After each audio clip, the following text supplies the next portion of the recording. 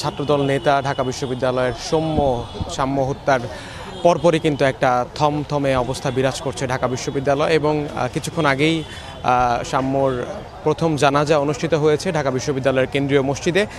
সেখানে কিন্তু আমরা দেখেছি বিএনপির সিনিয়র নেতারা অংশগ্রহণ করেছেন। তার মধ্যে আমরা দেখতে পেয়েছি সুলতান সালাউদ্দিন টুকু, তিনি এসেছিলেন। ছাত্রদলের সভাপতি সেক্রেটারি রাকিব এবং নাসির সহ ছাত্রদলের কেন্দ্রীয় নেতাবৃন্দরা উপস্থিত ছিলেন এবং একই সাথে ঢাকা বিশ্ববিদ্যালয়ের ছাত্রদলের নেতারা আছেন এবং তাদের যে বিক্ষোভ মিছিল ছিল সেই বিক্ষোভের কার্যক্রম কিন্তু এখন শেষ। কিন্তু তারা আমাদেরকে যেটা জানিয়েছেন যে অবিলম্বে এখানে ভিসি এবং প্রক্টরের পদত্যাগের দাবি তারা তুলছেন। আমরা প্রতিবেদনটিতেও তেমনটা দেখছিলাম এবং একই সাথে এখানে শুধুমাত্র ছাত্র দলের অংশগ্রহণ নয়, এখানে আমরা দেখতে পেয়েছি যেহেতু সাম্য একজন জুলাই যোদ্ধা ছিলেন, তিনি একদম সক্রিয়ভাবে এই আন্দোলনের লড়াই সংগ্রামে কাজ করে গেছেন, অংশ নিয়েছেন।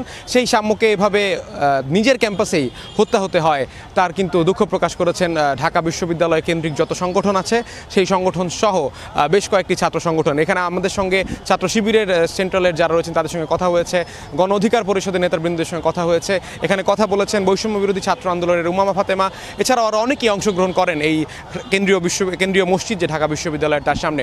সেখান থেকে কিন্তু তারা বলছেন যে এই যে এখনও অনিরাপদ, জুলাই যোদ্ধারা যে এখনও অনিরাপদ, সেটা কিন্তু একটা শঙ্কার যে নিজের ক্যাম্পাসে কেন এইভাবে একটা শিক্ষার্থীকে হত্যা হতে হবে। সেই দাবিটা কিন্তু তারা তুলছেন যে অবিলম্বের ভেতর আসলে রহস্যটা কী সেটা আমাদের যে সকলেরই জানার অধিকার রয়েছে, সেটা আমরা জানতে চাই। যে আমরা যেই সাম্য নতুন একটা সমৃদ্ধ বাংলাদেশের স্বপ্ন দেখেছিল, সেই সাম্য এখন নিজেই হত্যার শিকার। এমন অবস্থায় এখানে আমরা যতদূর জেনেছি যে ছাত্রদল তাদের কর্মসূচি আরও কঠোরতর করতে পারে যদি না ভিসি এবং প্রক্টর পদত্যাগ করে। আমি আপনাকে আরেকটা বিষয় জানাতে চাই, সাম্যর এখন প্রথম জানাজা অনুষ্ঠিত হয়েছে এখানে। তার বাড়ি হচ্ছে সিরাজগঞ্জে, সিরাজগঞ্জে তার লাশ নিয়ে যাওয়া হবে। সেখানে তার পরিবার দ্বিতীয় জানাজার আয়োজন করছেন এবং তারপর সিরাজগঞ্জের উল্লাপাড়াতেই তার দাফন কার্যক্রম হবে। এবং আমরা এখানে তার পরিবারের লোক বলতে সাম্যর মা নেই, তিনি বহু বছর আগেই মারা গেছেন এবং আমরা শুধুমাত্র এখানে তার খুব সম্ভবত তার খালাকে দেখেছি। তিনি আসলে বাকরুদ্ধ, কথা বলতে পারছেন না একেবারেই। তার কাছে আসলে এরকম মুহূর্তে কিছু জানতেও চাওয়া যায় না, অনুভূতির এইসব আর্তনাদ প্রকাশ করার মতো না।